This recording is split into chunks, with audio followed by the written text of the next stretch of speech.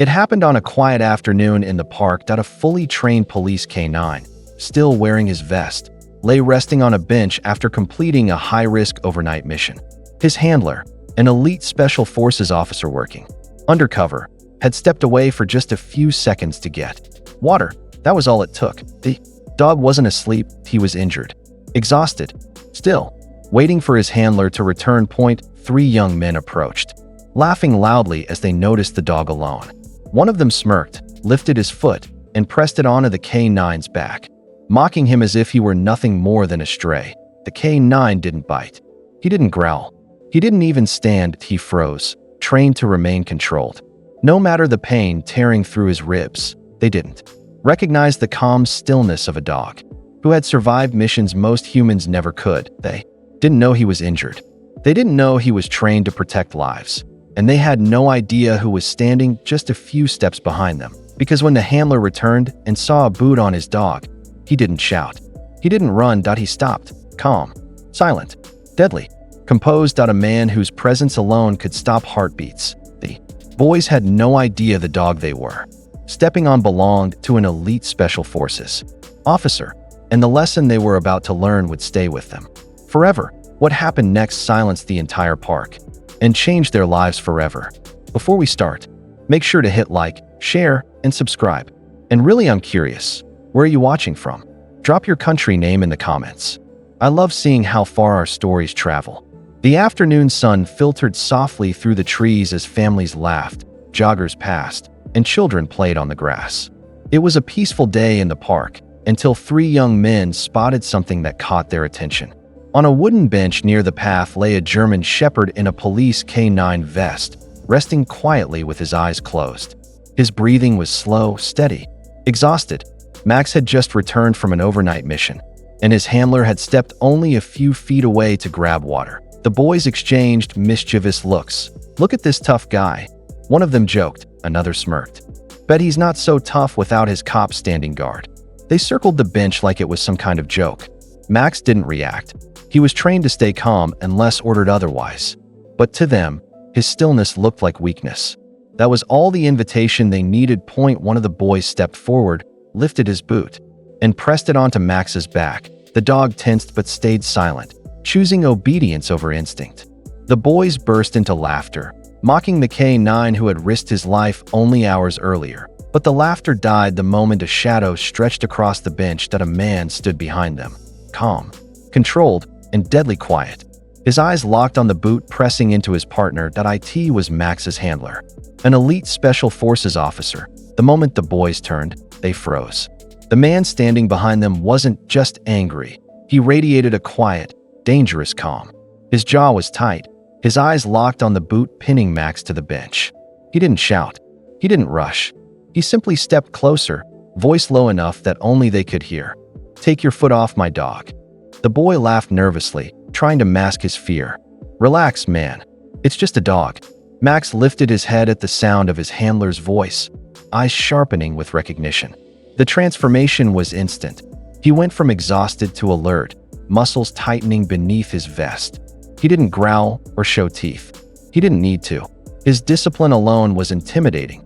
Cole, his handler, took another step forward. "Move your foot," he repeated, this time softer, but somehow far more threatening. The boys exchanged uncertain glances. People nearby had begun to notice. Heads turned. Conversations quieted. Still, one boy rolled his eyes and scoffed. "What are you gonna do? Call the cops." Cole slowly reached beneath his shirt and pulled out a metal chain. At the end of it hung a badge, not a standard police badge, but one marked with a symbol few civilians recognized. The boys leaned in, confused, until Cole let the sunlight hit it. Special Forces K9 Division. The color drained from their faces. For a moment, the boys just stared at the badge, their smirks fading into tight, nervous swallows. The park felt different now, quieter, heavier, as if everyone sensed a line had been crossed. Cole slid the badge back under his shirt and knelt beside Max, checking him with practiced hands. The dog's muscles twitched under his touch, still tense from the boot that had pressed him down. Cole's voice softened. "You okay, buddy?" Max responded instantly, sitting up straight despite the soreness in his ribs. His focus sharpened on Cole, awaiting the next instruction like a soldier waiting for orders. The boys watched in stunned silence. Cole rose and faced them. "That dog you mocked," he said calmly. "He saved more lives than you can imagine." The boys shifted uneasily, but Cole wasn't finished. "He spent last night tracking an armed suspect who threatened a family. He hasn't slept. He hasn't eaten. And still, he followed every command perfectly." Cole paused, letting the truth sink in. "He chose discipline over instinct, even when you put your foot on him." One boy whispered, "He could have attacked." Cole nodded. "He didn't, because he's better trained than most men I know." With a simple hand signal, Cole gave Max a command. Max leapt from the bench with unbelievable precision, landing silently. Standing tall, eyes locked, posture perfect.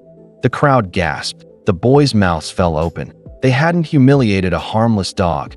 They had provoked an elite, battle-tested K9 warrior. Max stood perfectly still, waiting for Cole's next command. Every muscle aligned with the discipline of a seasoned warrior. The boys backed up a step, suddenly aware they weren't dealing with a harmless pet. They were facing a trained protector who had spent years in life-or-death situations. Cole didn't raise his voice. He didn't threaten them. Instead, he let silence work for him, the kind of silence that comes from experience, not intimidation. "Max," Cole said quietly. The dog shifted into demonstration mode, a subtle hand motion. Max circled the boys in a controlled arc. His steps precise, measured, never aggressive, but undeniably powerful. Gasps rippled through the small crowd gathering nearby. Another gesture, and Max dropped into a flawless tactical down position. Then, with a single snap of Cole's fingers, Max performed a textbook disarm maneuver on a nearby stick, grabbing it mid-air with perfect timing. The crowd erupted into applause, but Cole raised his hand, stopping them. "He's doing all of this," Cole explained, "with an injury you caused." He pointed gently toward Max's side. Beneath the vest, a faint bruise darkened the fur, painful, but hidden until now. The boys stared at it, horror slowly replacing arrogance. Cole continued, voice steady. "Max protected a family last night, took a hit meant for a child. And today, he let you hurt him because he'd rather obey than react." The boys swallowed hard, shaken. This wasn't about embarrassment anymore. It was about respect, and the lesson had only just begun. The boys stood frozen, faces pale, eyes glued to the bruise beneath Max's vest. Everything in their posture shifted. No more smugness, no more smirks. Just guilt, raw and visible. Cole watched them quietly, letting the weight of the moment settle. The crowd around them was completely silent. Finally, Cole spoke.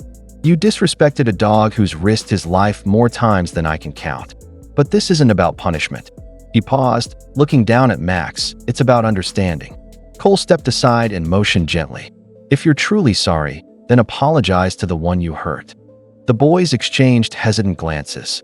Then, slowly, they lowered themselves to their knees in front of Max. The dog stared at them, ears slightly back, eyes deep and unreadable. He didn't growl. He didn't move. He simply watched, judging their intentions the way only a K9 could. "We're sorry," one whispered. "We didn't know." Another added, "We shouldn't have touched him. We were stupid." Max tilted his head, just a fraction. Then, in a moment that stunned the entire park, he stepped forward and gently licked the shoe of the boy who hurt him first. Gasps erupted. Someone wiped tears that it wasn't just forgiveness. It was a second chance, one the boys desperately needed. The park erupted into applause, not for the boys, but for Max. The once mocked K9 now stood as a symbol of strength, discipline, and forgiveness. People gathered close, phones recording, parents whispering to their children about respecting service animals. Cole rested a hand on Max's neck, pride softening his usually stern expression. The boys remained kneeling, stunned by the dog's grace. News of the incident spread faster than either of them expected. By evening, a short video of Max licking the boy's shoe had gone viral. Millions of views. Thousands of comments praising the dog's restraint and Cole's calm leadership. That a week later, the boys arrived at the K9 training center, nervous but determined. Cole watched from a distance as Max trotted out to greet them. To everyone's surprise, Max didn't hesitate. He nudged each boy gently, remembering their apology rather than their mistake. Trainers exchanged impressed glances. One boy, The youngest knelt and offered Max a toy. Max accepted it instantly, tail thumping the ground. A senior trainer approached Cole quietly. "He's got potential," she whispered, pointing at the boy. "Your dog might have just changed a life today." Cole looked at Max, a soft smile forming. "He changes lives every day." Max returned to Cole's side, leaning against him with quiet loyalty. Because even after forgiveness, a true canine warrior knows exactly where he belongs.